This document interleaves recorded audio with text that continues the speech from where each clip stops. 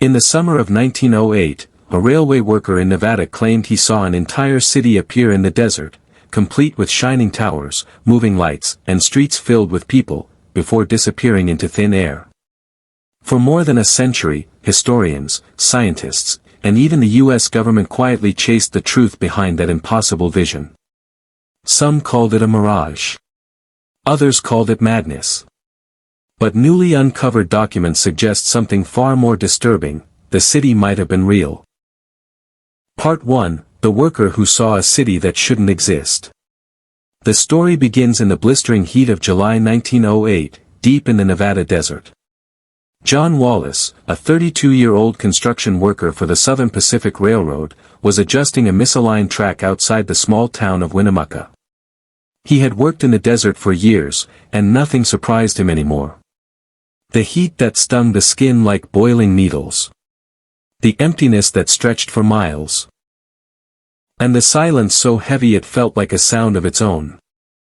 But on that day, at exactly 4:17 p.m. according to his pocket watch, something changed. Behind the horizon, a faint golden glow began to form. At first, Wallace assumed it was the sun reflecting off the desert rocks. But the glow intensified. It brightened. It rose, higher and higher, until it shaped itself into something impossible. Through the shimmering heat waves, Wallace saw towers. Not the wooden structures of frontier towns. Not the mining shacks scattered across the west. But towering buildings, smooth, straight, metallic, reaching far above anything the early 1900s had ever seen. One tower gleamed so brightly it looked like a column of polished silver. Another was covered with windows arranged in a perfect grid. The shapes were sharp, clean, modern, belonging to a future the world had not yet invented. Wallace's hands froze. His wrench dropped into the sand. The desert wind died. The world around him felt suspended. And then he heard it. A low hum, distant but unmistakably artificial. Like a generator, or machinery, or thousands of lights buzzing at once. He stepped forward, heart racing. As he did, the structures became clearer. He saw streets. Lights. And most shocking of all, people. Tiny figures moved across wide streets in perfectly organized patterns. He saw what looked like vehicles. Smooth, box-shaped, with no horses pulling them, gliding silently. Something impossible in 1908. Wallace rubbed his eyes so hard he hurt himself. But the vision remained. He stood there for a full minute, breathless, convinced he was witnessing a miracle, or a nightmare. And then, the city flickered. Just once. A ripple passed across the entire skyline. Then everything, the towers, the lights, the people, collapsed into a fine blur of gold. And vanished. Only empty desert remained. Wallace dropped to his knees in terror. His report shocked the railway office. When Wallace returned to Winnemucca, his supervisor listened silently as the trembling worker told the entire story. The supervisor wrote a short report, not because he believed it, but because Wallace insisted. That report reached the Nevada State Office. From there, it quietly traveled to the U.S. Geological Survey, the Bureau of Land Management, and, strangely, the Office of Naval Intelligence.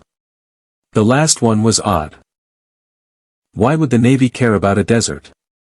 But the report was stamped, filed, and archived. For decades, nothing happened. People who heard the story laughed it off as heatstroke or hallucination. But in 1934, another sighting occurred. Part 1, The Second Witness, 1934. On June 2, 1934, a pilot named William Hawthorne was flying a mail route between Reno and Salt Lake City. The sky was clear, the air dry, visibility perfect.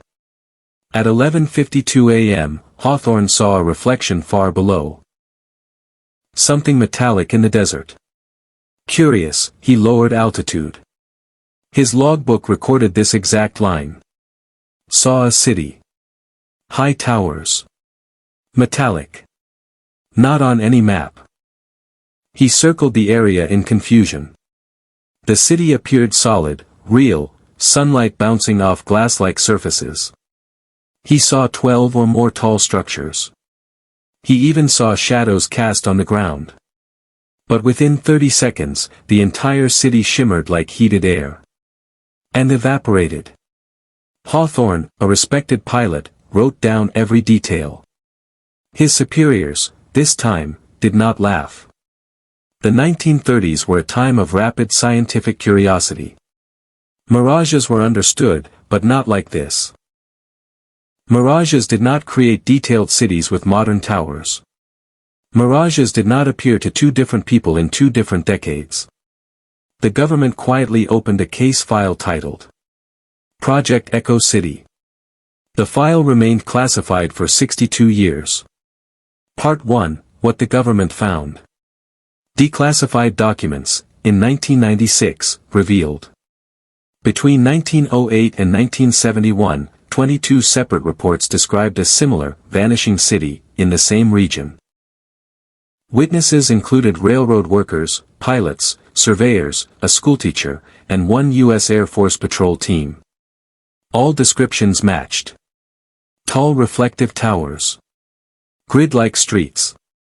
Moving lights. Silent vehicles. And people walking. One report even claimed someone saw letters on a building. But they were not English. None of the witnesses knew each other. None had reason to lie. All told a nearly identical story. Government scientists proposed 4 theories. 1. Time slip. A fragment of the future somehow visible in the past. 2. Mirage of a distant modern city. But the nearest city was hundreds of miles away and had no such towers in 1908 or 1934. 3. Experimental technology. Which made no sense, such tech didn't exist. 4. A lost civilization. A theory kept hidden from the public. The most disturbing clue came in 1951. While surveying the desert for a new highway, engineers found something strange buried under 9 feet of sand. A piece of glass-like material, curved, smooth, and impossibly strong. Tests showed. It did not match volcanic glass. It did not match man-made glass. It contained a crystalline structure, not observed in any known U.S. material. The engineers submitted the object to Washington. Within 48 hours, men in black suits collected it. It was never seen again. The report was removed from local files. But one scientist, Dr. Martin Reyes, made a note before the object disappeared. This is not from our time. Part 1 end, the mystery deepens. By the 1970s, the sightings stopped completely. The desert swallowed the secret again. But in 1996, when the Echo City files were declassified, one final handwritten note was discovered. If the city is not from our time, then perhaps, our time once crossed with theirs. Or worse. The city is still there, just not always visible.